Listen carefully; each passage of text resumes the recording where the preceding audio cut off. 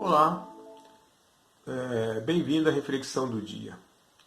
Antes, deixa eu pedir a você para que você inscreva-se no canal, se você ainda não está inscrito.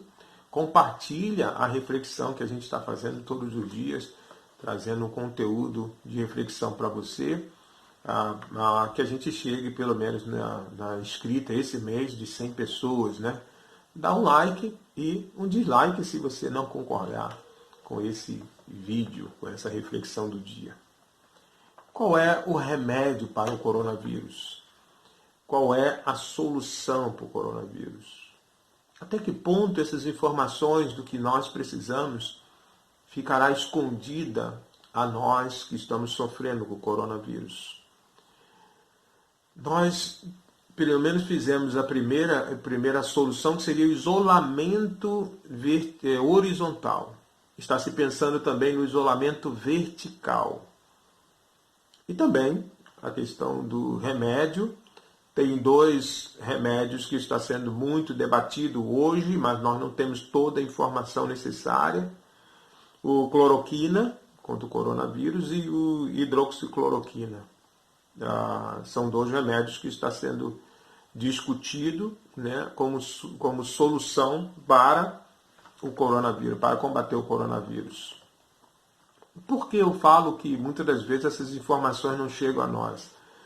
Por exemplo, tem o chefe do Centro de Contingência ao Coronavírus em São Paulo, que é o David Upper, né, acho que é assim que se pronuncia o nome dele. Ele foi atestado, né, não foi, passou pelo teste do coronavírus e deu positivo, ele teve o coronavírus. E aí ele teve que fazer o tratamento. E adivinha? Ele usou o cloroquina para se curar, né? Então, mas assim, essa informação ela só chegou a nós por quê? Porque alguém que parece que trabalha com ele, né, pegou a receita e divulgou à mídia. A receita que ele usou. Ele prescreveu o cloroquina para o tratamento dele. Ele mesmo prescreveu isso.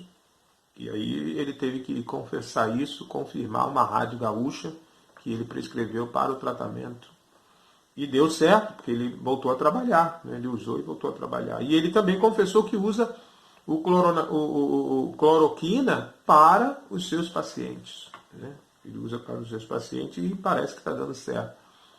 E alguns hospitais privados, né, estão usando esse remédio lá em São Paulo e parece que está dando certo, mas não chega, as informações não chegam a nós por questão política.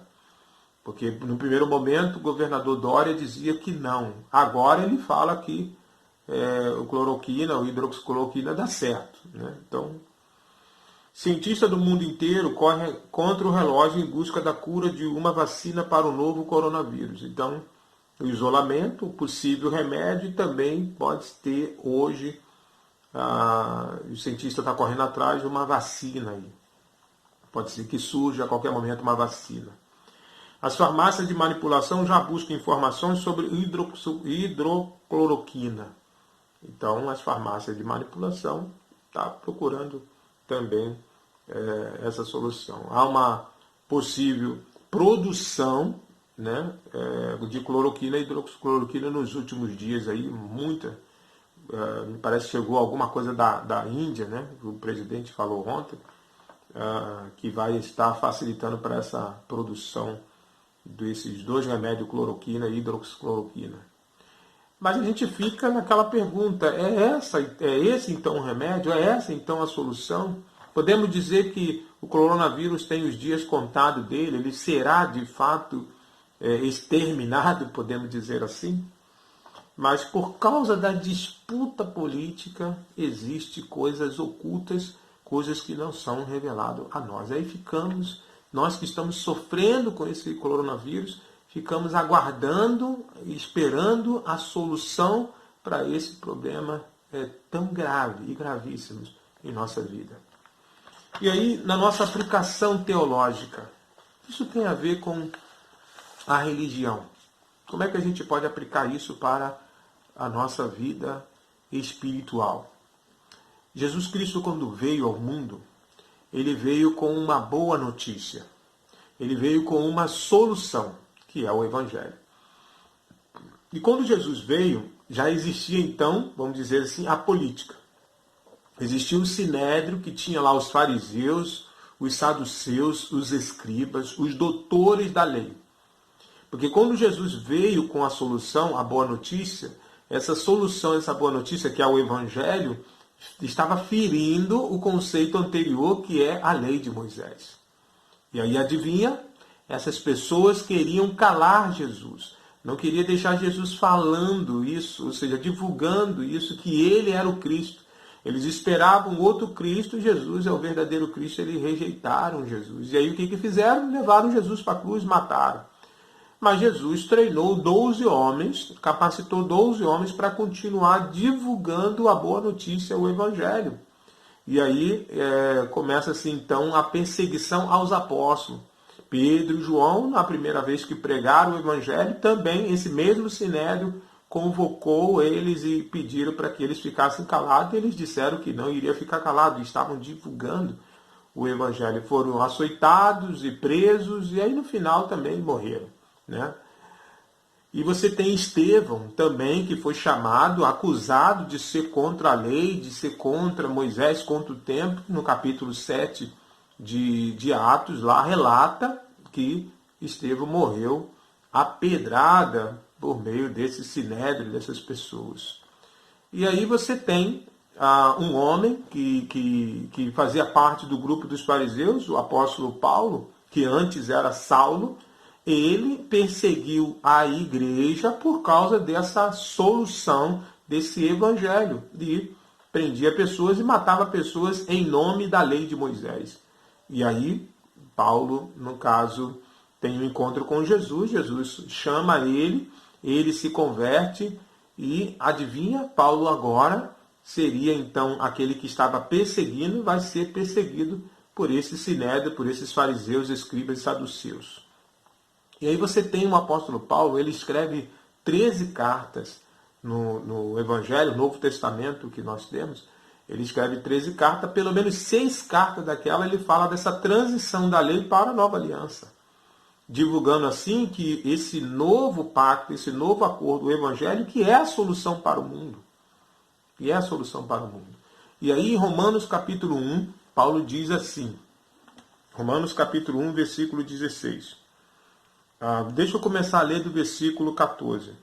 Pois sou devedor tanto a gregos como a bárbaros, tanto a sábios como a ignorantes. Por isso, quanto está em mim, estou pronto a anunciar o Evangelho também a vós outros em Roma. Pois não me envergonho do Evangelho, porque é o poder de Deus para a salvação de todo aquele que crê, primeiro dos judeus e também do grego. Visto que a justiça de Deus se revela no Evangelho, de fé em fé, como está escrito, o justo viverá por fé. Então Paulo aqui está colocando para esses irmãos de Roma, que lá em Roma tinha judeus que defendiam que a justiça de Deus vinha por meio das obras da lei, e Paulo está dizendo não, a justiça de Deus veio por meio da fé em Cristo Jesus, ou seja, o Evangelho.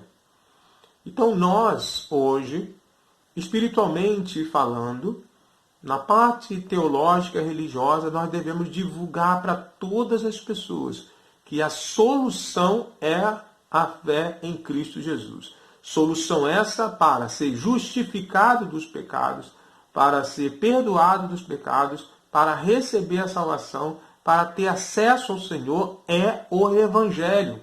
Então toda a igreja deveria estar focada no Evangelho e não na lei de Moisés. Tá? Então vamos nessa reflexão pensar de não esconder, aqueles que têm o Evangelho não pode esconder, tem que divulgar, não faz igual os políticos nessa disputa política aí, fica escondendo do povo a solução para o combate ao coronavírus. Nós cristãos não podemos agir como eles na questão da informação, da justificação do pecado, do perdão dos pecados, de ter acesso a Deus. Nós temos que divulgar o Evangelho, pregar o Evangelho, pregar as boas novas. Não fica preso à lei de Moisés. Pregue Jesus, fala de Jesus, fala da mensagem dele, do que ele trouxe. Porque o Evangelho é o poder de Deus para a salvação. Que Deus abençoe a todos e vamos ser embaixadores de Cristo nesse mundo, pregando o Evangelho. Amém.